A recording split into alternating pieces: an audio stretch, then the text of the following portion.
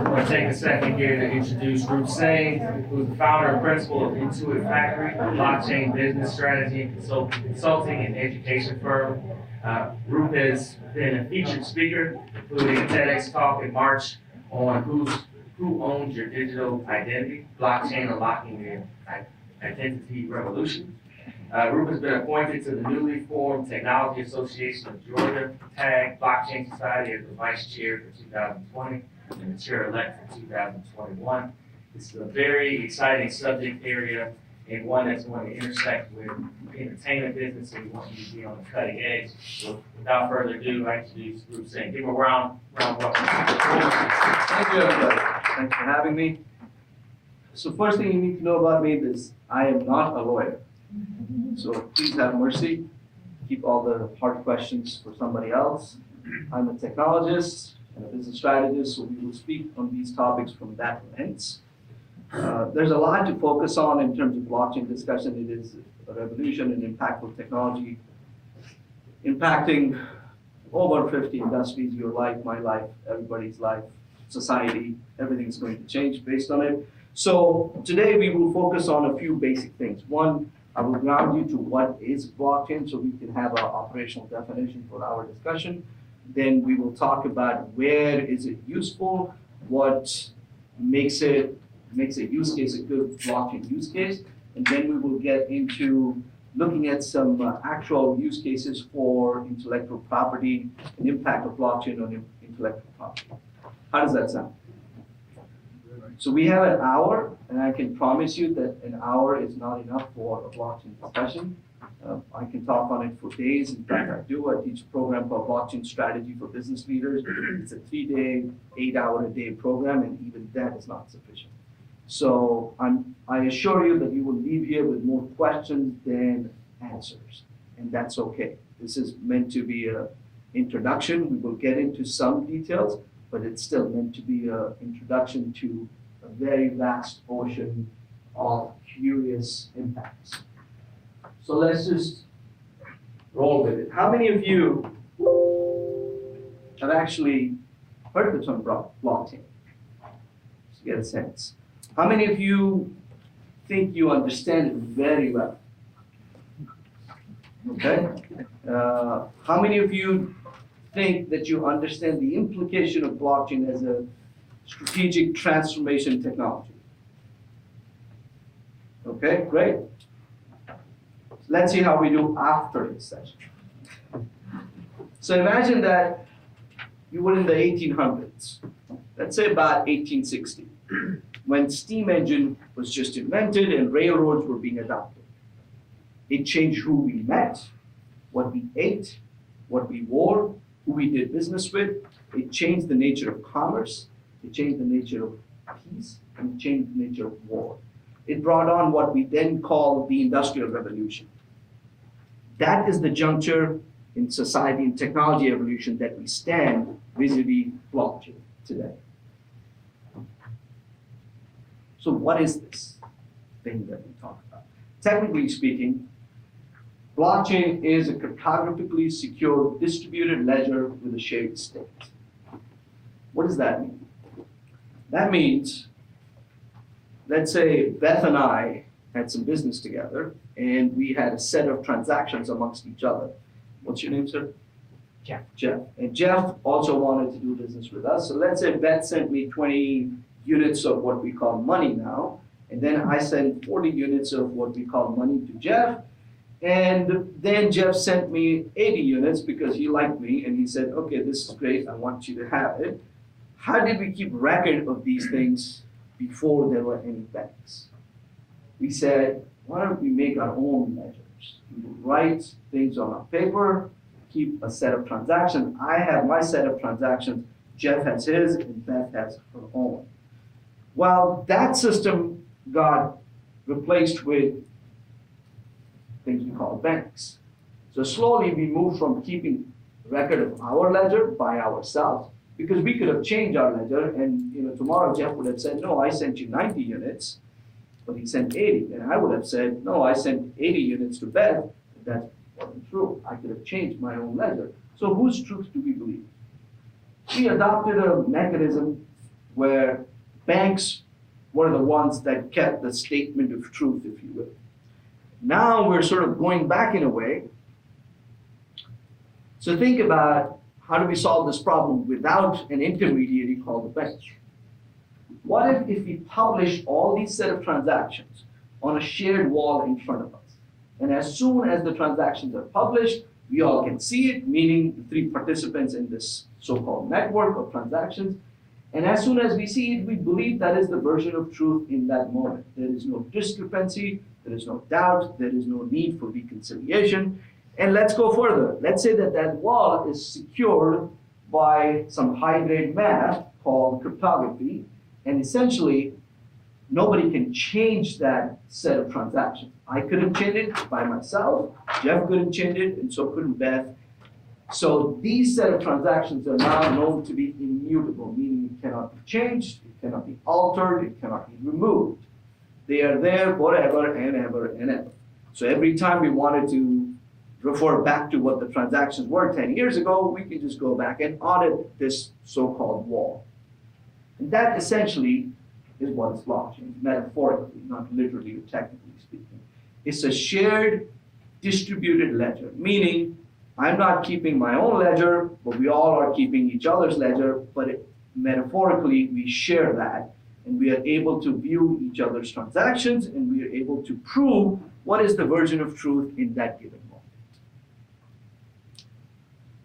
Let's also ground ourselves to another term that's used quite often, and being lawyers, you would be interested in this, and you might even think that this is hokey tech speak. It doesn't actually work. What are smart contracts? Smart contracts are essentially autonomous modules that encapsulate some business logic. What's the difference between today's technology and what we call smart contracts? There's a very subtle difference. We've been using computer code for a while. We have things like if-then statements. We can say, if Jeff gave me 80 units and I gave him some services, this is a contract, and we are square now. We don't have any other things to do. That's what the contract says. Can we make this into an autonomous business logic that can be triggered based on certain events? Meaning Jeff doesn't have to trigger it, I don't have to trigger it. When I provide the service, I receive the $80, we're done. So that's an analogy to understand what a smart contract is. So just reading it again, smart contracts are autonomous modules that encapsulate business logic which can generate specific outcomes upon predefined triggers. So now that we've talked about these two, think of implications of blockchains and smart contracts. What could we do with it? One of the implications is that we can track chain of custody of assets. And what is an asset? Anything you want to track. So let's say you are a restaurant owner. You are Jim, the restaurant owner, and Jim likes to serve fish in his restaurant. But his customers are very demanding. Some of them are lawyers, actually, and they want to know, where does this fish come from? And they want to know specifically what time was it caught, and what temperature was it caught, and what was the environment around where it was caught. So today, if you ask him, he cannot tell you that information because he just doesn't have it. He went to the store and bought it, and they told him it's so-and-so fish. He has no proof that that is the fish that he bought. So what if we can go back to the point of origin where a fisherman is fishing in a sea or in a river and actually is catching the fish, we can record, based on sensors, record the environmental conditions there, geographic location there, the time it was caught, and how it was stored from that point on. Meaning, was it frozen at the point of origin? Was it then put onto trucks? What is the path it took to arrive to your table? And then with a click of a button, Jim should be able to tell you all those details. Now you know the fish you're eating, and you're happy lawyers. Blockchain has a number of wide-ranging use cases. Typically, we've all heard of the term called blockchain in the context of cryptocurrency like Bitcoin or Ethereum, one of those. How many of you have heard that? How many of you thought that blockchain is only used in that particular use case or in that context? So blockchain is a foundational technology. It's as foundational as some would say the internet. Today, when you use the internet, you send pictures, you send videos, you watch videos. Do you think about how TCP/IP protocol works? Not necessarily as consumers. So this is the level of impact blockchain will have in our lives, where it will permeate into so many areas of our life that we may not even know or even care, for that matter, what technology is enabling such applications. But as lawyers and as technologists, we might start caring about that, because it'll have a transformative impact on not just these application areas, but it'll bring about new business models. It'll bring about new legal challenges for you guys. So let's look at a few areas of use cases for blockchain. One, as I said before, is cryptocurrency. We now have digital cash that can be exchanged on a peer-to-peer basis without a third party called the bank. So there are a number of different examples of different cryptocurrencies. They all are subtly different in terms of their architecture and their implementation. I have a few over there. You can research them. The next category of use cases are what we call tokenized crypto assets. So my belief, and in fact my prediction, is that everything that we have in this world that is physical and even other digital assets will become tokenized, cryptographically secured assets that can be then easily traded and shared around the world. So what's an example of that? This building.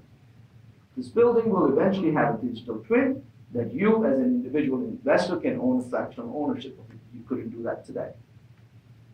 Precious metals, equities or shares of ownership in a company.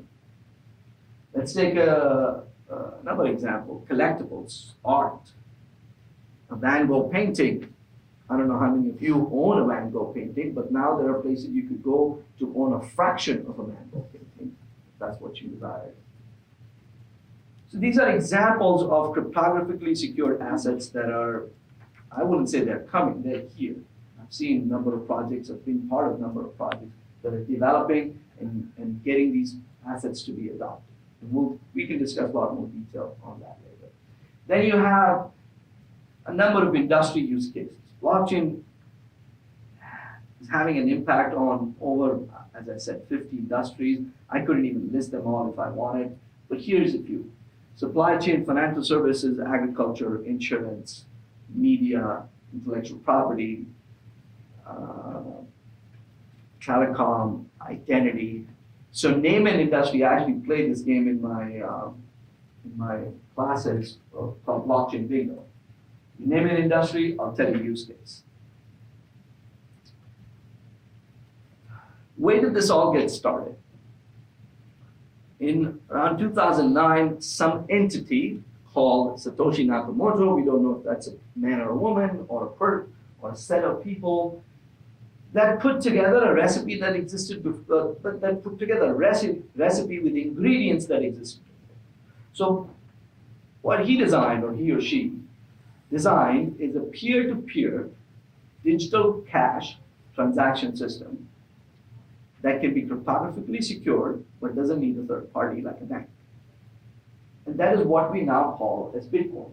The way he did it, he took distributed computing and he aligned that with encryption. And that is what basically became the fundamental building blocks, no pun intended, of what we now call blockchain. Now, those ingredients existed before. There had been attempts to create digital cash back even in the 90s. And he learned from those experiences, and there's a set of technologies that, when aligned, gave rise to what we now can call a set of distributed ledger technologies. And by the way, distributed ledger technologies have existed since the advent of the internet. It is not a new thing. It's just that we found a new use for them in this current recipe. Here's a reference to the original Bitcoin paper. If you're into reading papers, you need to read lawyers, I guess some of you went to law school, like me. So feel free to go check this paper out.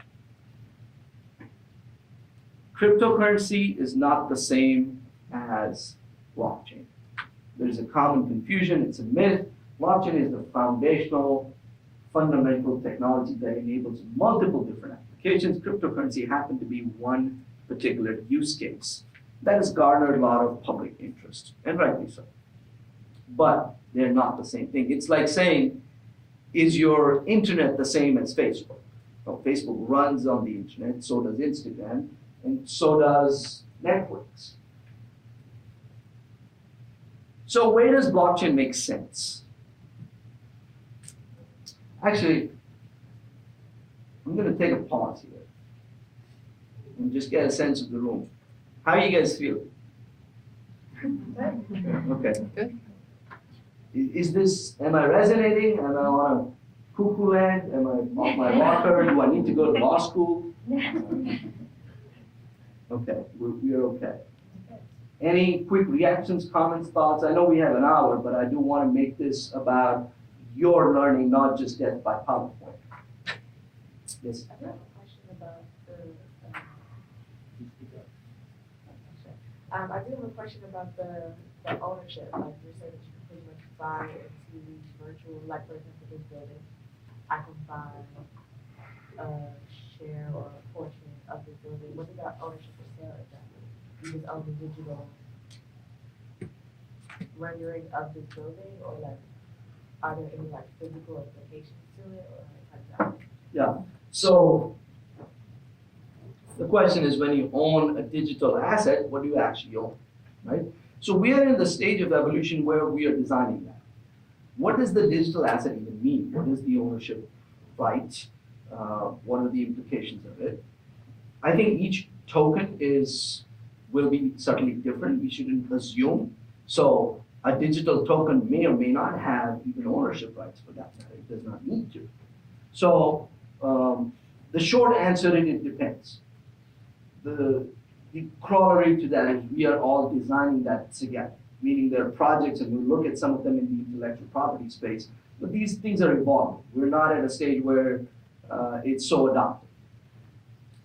I'm about to release a series of talks on digital assets soon. It's like a docu-series we shot, so you'll get a lot more longer answers specifically on digital assets, so I will refer you to that. But the short answer is we're designing it. And it depends on, when you're buying a certain token, you should go try to understand, well, what do I actually own? Right? Because a lot of these things, even if you've been in the space, you've heard of ICOs and the craze that happened in 2016 and 17, people thought that they were buying ownership of a company. They certainly were not. And they were sometimes really surprised. Does that help? Because you're essentially saying that whatever that they're offering, when you're saying, you know, you can buy this, each individual person that you're buying it from has their own set of rules over that, what you're buying. Exactly, and I think we will evolve into a space where these digital assets will be traded onto secondary markets, onto secondary exchanges, and those exchanges are being developed now. Some of them are actually already exist. It's not a new thing. I do want to emphasize that. There are exchanges you could go on today. The volumes are not very high, and the type of tokens you might want are not that exciting perhaps for some, but those exchanges exist, right? And a lot of institutional players are entering the space. Fidelity just announced that they will be custodians for digital assets openly, meaning they were doing some trials for private or for a select set of customers. Goldman Sachs is going to be one of the custodians for digital assets. So point of the story is this: directionally, we will live in a world, in yours and my lifetime, where everything, a physical asset and another digital asset, would be tokenized into a cryptographically secured token that could be traded globally and easily on secondary markets. So the question you should ask yourself is, what can we tokenize? So moving on from there, top 8 reasons where blockchain makes sense. These are a set of principles. If you're solving for them, if you find that these align to your use case, only then you should consider this a reasonably useful use case for blockchain. Otherwise, use current state technology, don't worry about it. Automation. Blockchain forces you to automate. In current state world of business applications, we live in a world of databases and a lot of inefficient manual processes. Blockchain says, take all the inefficiency out, put the right players together in a network, and get them to share this data quickly and easily, and it forces you to automate. So blockchain is business process automation. In fact, this is the area that I come from in terms of my professional career, and that's what attracted me to blockchain in the first place. Because all the techniques and the technologies that we would use for business process automation and are still teaching and using are boring to me now. Because blockchain is a superior technology for automation, and I actually wrote a paper on that, or paper is probably an article on that, which is on LinkedIn, that you can go read. Oh, by the way, on that, you do have reading materials, which apparently Tanya did not receive, so I sent it to her just now, today again. You should receive them, and there is an article, I think I included that one, on how blockchain will revolutionize business process management. So that's a very relevant thing for you to read. Authenticity. Blockchain provides us a way to determine or create immutability, and then you can go back and audit it. What does that give you? That gives you provenance, a history of where certain assets, certain critical asset came from, and how the chain of custody progressed. So you can track literally anything. We have seen projects to track spinach, to tomatoes, to mangoes, to medicines, to pallets, to airline parts, to coffee, cocoa, tea, to human organs, to name it, diamonds, name it, name any product, I mean any asset. That application people are developing to track them using blockchains. So it gives us a way to authenticate. I do want to mention that blockchain alone is not enough. We'll get into that discussion in a little bit. There are other technologies that solve for certain problems or certain spaces to get a full-scale solution. What blockchain allows, once it's authenticated, it's on the chain, we can trust the chain. Decentralization.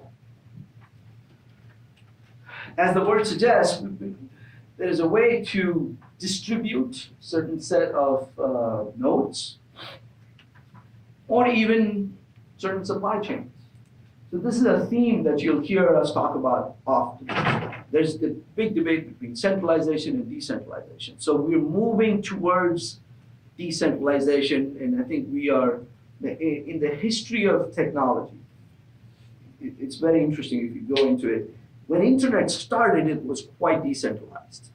Then slowly, it started getting more and more centralized by the way of companies creating a window to your experience of what we know as the internet. Internet is the network of networks, essentially. It is the most decentralized thing out there. But we slowly started centralizing. And then we came to a set of technologies which we call cloud computing, which was more distributed than the centralized client-server versions of technology that we were using before that. So I think blockchain is the next evolution, or a complete circle back, if you want to think about it that way, to more distributed, decentralized versions. It is more distributed than cloud. Disintermediation. I was giving a presentation yesterday to some folks, and they did not like this aspect. Blockchain is a strategy, not just a technology. If you want to really employ the transformative impact of blockchain, you want to get the supply chain partners on the same network, and only those that add value. Those who do not add value will be eliminated. This is the part people did not like. So there are companies and entities that are part of the value chain today whose function is to create trust. Agree, give, because that's the state of the world that we live in. As we evolve to better state of technology, you will find that slowly those value chains will start looking different. And there are companies that are developing such platforms now. It'll be a war of platforms in a sense. And you will find, as we found through the advent of the internet, there are industries that were eliminated, like publishing. It has impact on retail. Retail stores are closing. And I can go on and on. Netflix versus Blockbuster. You probably know more examples. That is a similar effect and impact blockchain will have on a long-term basis.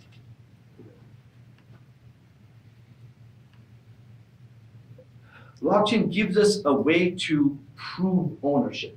If you buy a piece of land, how do you know if that piece of land is yours? Well, it depends on the country, right? But most countries, the system has been, well, there is some dark office and we have a set of paper files that are sitting in some dusty desk or a warehouse where there is a sheet that says, Roop Singh owns this property.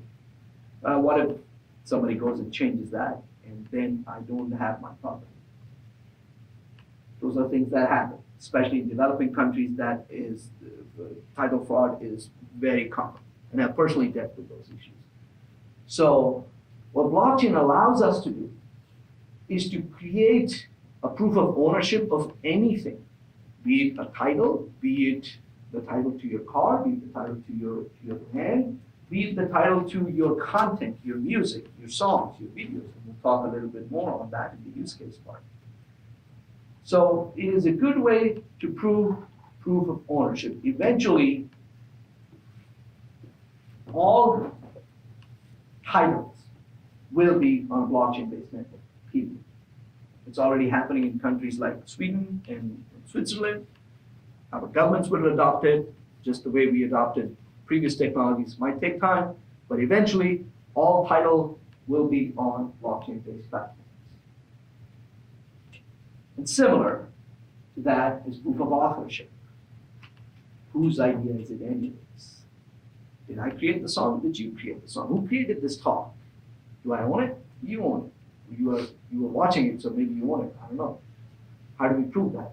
Oh, we had things called copyrights and patents. Here's news for you. All patents will be on blockchain. Period.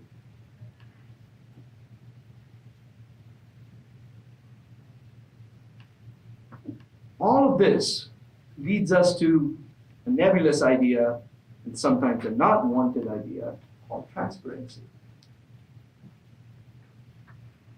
Going back to the shared wallet, I know what are the set of transactions, so do you, and so does whoever I want to show those set of transactions.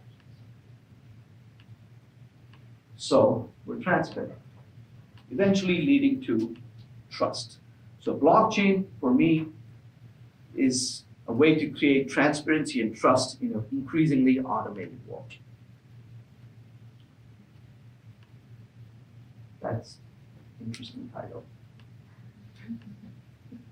So let's take a quick pause here. How are you guys feeling? Good. Am I making sense? Did I fall off the rocker again? Yes, sir. Yeah, I have a quick question. I think it was the last time, one of the things that Steve was talking about was the streaming technology. They spoke about how initially, maybe still a little bit, the record labels were resistant to the streaming technology because they were disincentivized to adopt it because of their business model. Now, not being an expert at all in blockchain, but just from listening to what you're saying, blockchain is going to, this technology is going to, like other technologies, going to eradicate a lot of jobs, a lot of, companies and services. My question is, how does that adoption become smoother? You know, because from everything you said, there's so much value, it makes sense. That's where it's going. And just specifically to kind of condense my question, so I primarily work with contracts, with a corporation. Now, so many of those contracts can be done can be automated, right? Especially when you have this relationship with vendors in the same industry, it becomes standard. But how do we make that adoption smoother? How do we also, I guess, mitigate some of the risks that comes along with Yeah. I suggest we do a 3-day session for that, because there's about 800 questions in there. that? And I can speak at least an hour on each one of those. So you're kind of reading my mind. Let's look at this for a second.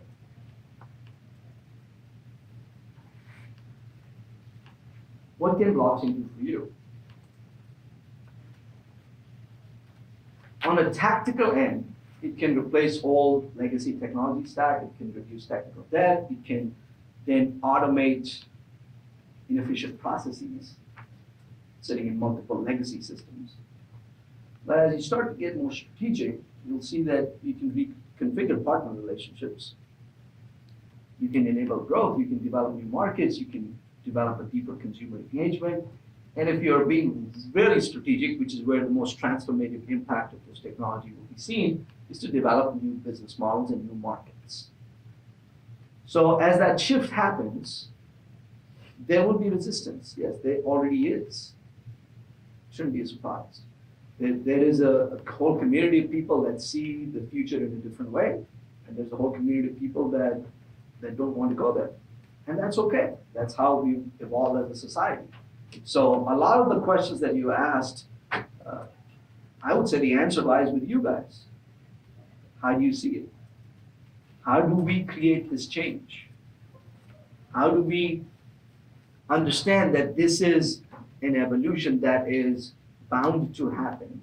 You like it or not, I like it or not. And that's a hard message to take. Some people don't like to say that. That's okay.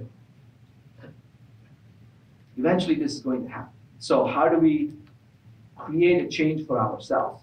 And to just mention the jobs aspect, I don't believe that blockchain will eliminate jobs. I completely disagree with that. In fact, there's a slide, not here, I presented this yesterday. There is a 6,000% increase in blockchain-based jobs in the last 3 years.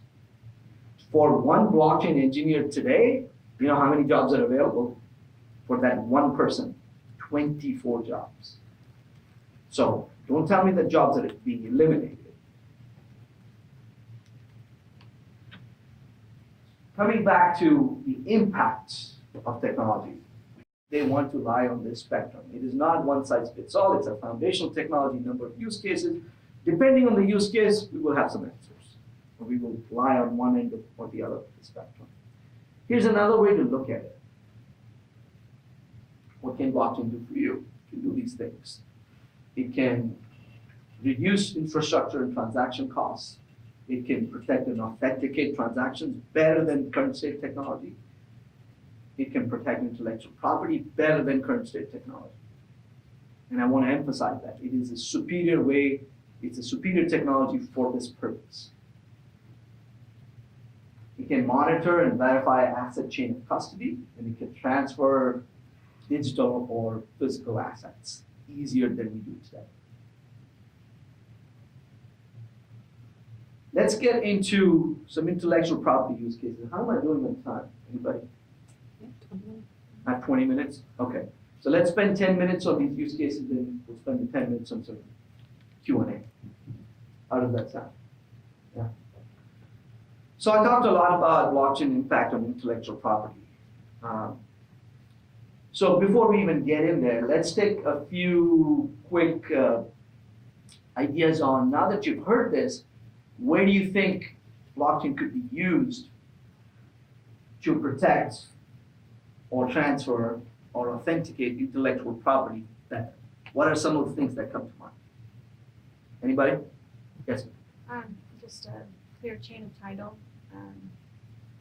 Well, kind of went to another question. Right now, authorship and ownership are kind of tied together, or at least in copyrights and patents. So Right. I'm trying to understand how blockchain will change that. Right. So fair question. There are a few use cases or applications we'll see just in a second that are trying to do exactly what you said. Okay. Right? So I don't know if you heard, but how does blockchain impact authorship and ownership, right? And especially for content, right? So music, videos, and even things like patents. So the question is, whose IP is it anyways? How do you prove that?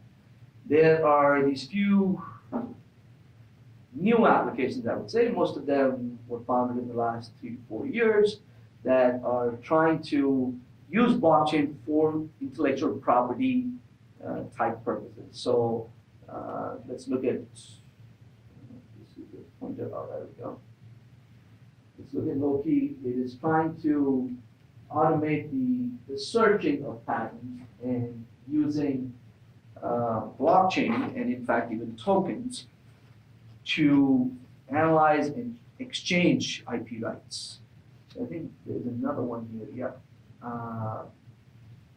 Lexit is the first blockchain-based M&A marketplace where you could go trade your intellectual property and you could report that on a chain and you can track the ownership of that particular intellectual property, that particular entity, if you will, onto a chain, and this platform allows you to do that. Right. Go back here. First one's quite interesting too. It's a blockchain application to manage and store copyrights associated with any digital content, be it music, be it art, etc.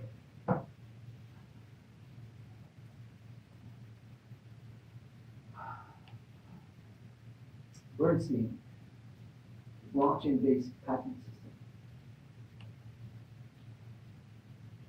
It reduces cost and effort to create and report patents. It utilizes IP management risks, and it allows for securing trade secrets from defensive publishing. These are things as intellectual property lawyers you would face. So just think about the ways you could be participating in these type of use cases. Here's another one. Music is a big industry, as you know, and intellectual property in music is a very contentious issue. And if you go back to your example, sir, going back to Netscape, Napster. A lot of this started back then. What was Napster on a basic level? It was a peer-to-peer sharing mechanism, right? So when I say peer-to-peer, those are sort of genesis, no pun intended, of what we now call blockchain-based peer-to-peer exchange mechanisms. And so if you look at, when was Napster? About 20 years ago now? 1999. 99, thank you. So in actually exactly 20 years, no wait, 10 years. My math is back, 20, thank you. I should probably go to business school too.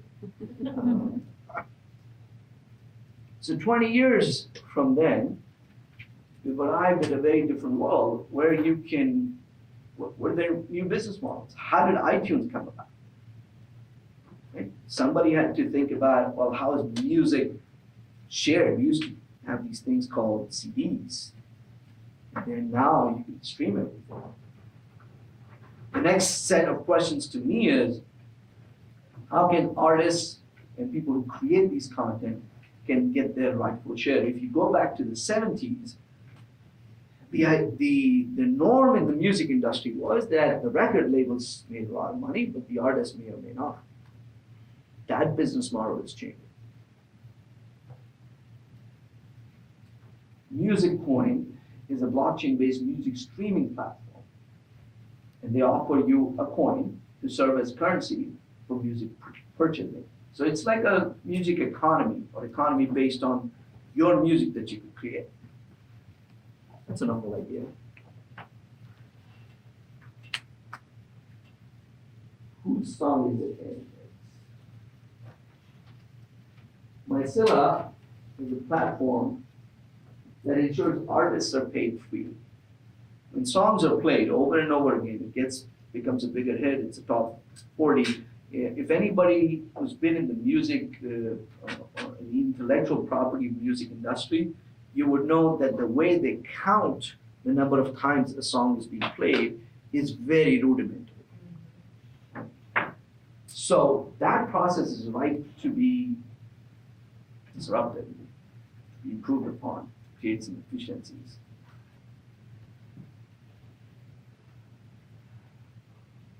Verberate is the largest live music database using blockchain to manage crowdsourced data and reward community that participate with these tokens.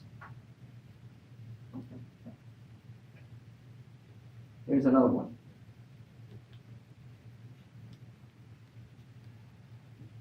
This one, Audio Music, allows you to upload original works, self-publish, control licensing option, and manage distribution. This is the answer to your question. This is how blockchain will solve for ownership and authorship. So in a way, if I want to produce a new song, maybe I first go and upload it here so I can manage, when it's published, I can even prove that, hey, this is my song, and then manage the distribution and business model behind it.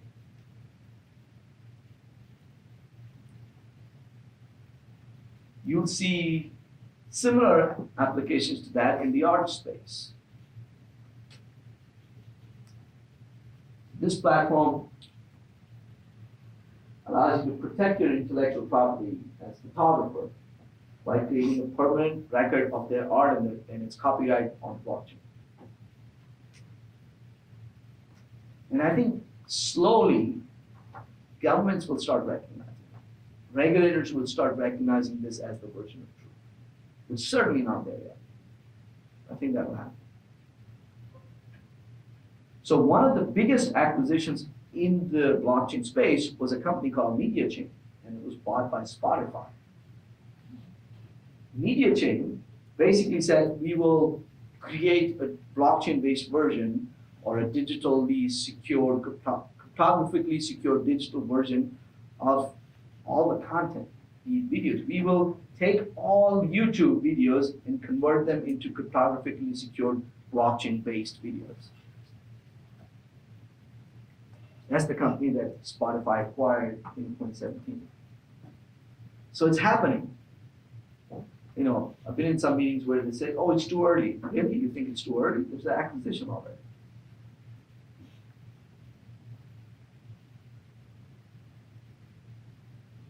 Blockchain alone is not enough. There are a few questions that are coming to your mind now which will not be solved by blockchain. There will be other technologies like Internet of Things, smart contracts, artificial intelligence, existing data analytics technologies, and BI technology. So it'll be an entire stack, but what we do know, or at least, let me get this part first.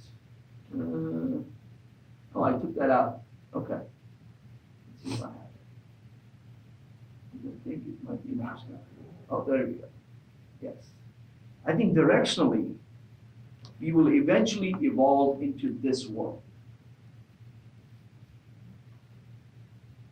All trade finance and retail payments will be done using smart contracts on some type of crypto-based currencies. And I'm saying all. I saw that reaction. I think at least 30% of trade finance and retail payments will be done using crypto-based currencies in the next 7 years. It's not too far. Distributed ledgers will become the underlying secure data sharing layer for all critical assets as IoT and AI-based technologies and autonomous technologies evolve. So those technologies will solve for certain problem spaces. Blockchain will become the underlying data sharing secure layer for that purpose. We will evolve into peer-to-peer data sharing exchanges and marketplaces, and we're already seeing that happening. We will tokenize all assets. Digital assets will be traded seamlessly on global marketplaces, giving rise to what you may have heard of as Internet of Value. We went from Internet of Data to Internet of Value. And we will pass through a phase called the Internet of Agreements, which is where smart contracts will come into place. All forms of identity and ownership will be validated and authenticated via blockchain platforms. So it's not all sunshines and rainbows. We do have challenges. We're not there yet. Some folks will tell you scalability of blockchains is a challenge. I don't believe so. Some particular blockchains have scalability challenges. There are other ones that don't. Technology is still getting mature. It's not that everything is said and done. It's not that all of this technology already exists. We are still developing new use cases, trying to understand the implications of the technical implications of that on business models, and even the technical maturity of the code itself is not there yet. So blockchain protocols are in their middle school, smart contract platforms are in their diapers, and their applications are in fact still maybe in infancy, maybe a couple of days old.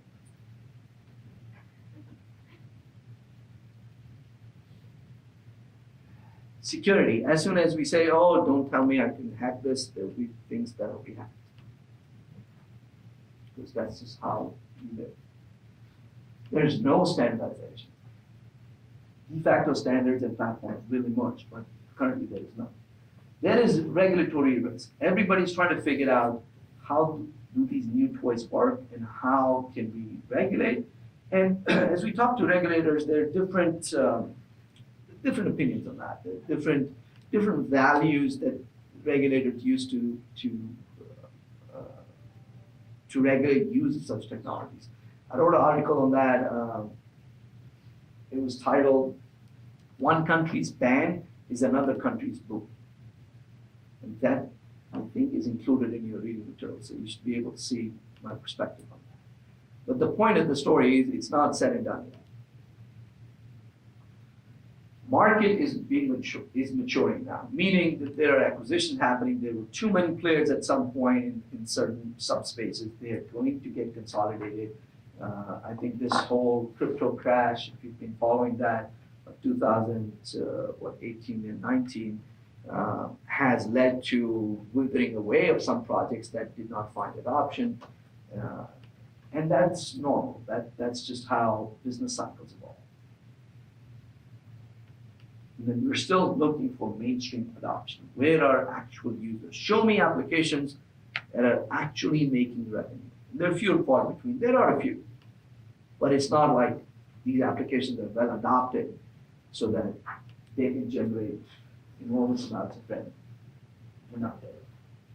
So the question for you is, do you want to be a spectator or do you want to be a player? This is not a spectator sport. You can watch this game being played on your screens, or some brown guy in a turban and a beard talking to you about it. Who cares? Yeah, cool story, bro. And then you can go on to your life. Or you can do something about it. The choice is yours. So let's just stop there and take a few questions. I have a simple question. Yes, ma'am. I guess. So I guess I was expecting you to maybe talk a little bit about or maybe now can you give a suggestion for how to, not as a lawyer, but just as a regular person, how would I engage with this technology? Just as an entry point, how would I purchase the asset if it's anything, or just something to sort of if I was talking to somebody about social media. I got a friend today who got on Instagram for the first time, and so it's going to take her a second to get into social media, right? So before I get engaged in something and think about providing services as an attorney, how would I engage in blockchain as a regular user? That's normally how I sort of decide, get my familiarity before I think about it as a service. Right. That's a really good question. So I think it's on a spectrum. Depends on your level of interest, your intrigue, etc. I think the first step, and this is a continuing thing, you can educate yourself, you can be more aware, et cetera, et cetera. There are multiple places you can go and do that. Go onto our site. By now, I think I have over 30, maybe 35 videos of me bullshitting like this all day long. So you'll find a lot of free content to engage with. So you can certainly learn more and try to grasp different aspects of this technology. You can, do you own any cryptocurrencies? Not that I know of, but like based on what you like shared today, unless something is like, so, you know, like literally like unless something, like for example, like I'm investing in in real estate virtually through the app Ground Floor. So I don't know if there's some way that whatever they're using with technology has something to do with what you're talking about today, but otherwise no. Right, so you can go on to typical US popular exchanges like Binance or Coinbase and try to create a wallet, try to create a private key and a public key, and spend some money to go own one of these cryptocurrencies. I don't want to advocate for one versus the other because then I'll get a phone call later, but try to just get used to this idea that these things exist and that's how we can do business. So that would be a good first step. Then you'll have something called a wallet. So if you bought Bitcoin, you'll have a Bitcoin wallet or a Ethereum wallet or a Stellar wallet or a Ripple wallet, etc. Right? So that would be a good next step. Then slowly, this is what happened to me, frankly. When I found out about this, things started clicking. And you use your educational background, your personal experience, your experience in the business world, etc. You'll start seeing things that go like, if I could do this, and you're saying I could do that, that means this could be done. Oh, is anybody doing that? Maybe not. Maybe I should do it. So you'll come up with millions of ideas. I've spent countless sleepless nights. I would wake up when I was trying to learn this space. I would wake up in the middle of the night, go like, that means we'll be here. Oh, wait, then let's just go there. You'll create new startups. You'll create new business ventures. Because you'll see the world in a very different way. So one thing is for sure, there's a venture capitalist by the name of Vinod Khosla. He has a quote, which I love. Just because we can't predict future does not mean that the present state will continue. I put it in a way that there will be disruption. Future state is not the current state. Meaning, first, jump over this intellectual hurdle that the world you live in today is not going to be the world that you live in the future. As soon as you believe in that, you'll start thinking, well, what that world's going to be like, and who's doing what. Then you'll start understanding the ecosystem, the players. If you're into law, then you'll start reading implications of smart contracts onto law. You'll start reading about intellectual property, patents, music, video, etc. And maybe you'll create some interesting ventures in that space. Does that help? Anybody else? Are we ready to close this session? So thank you for having me.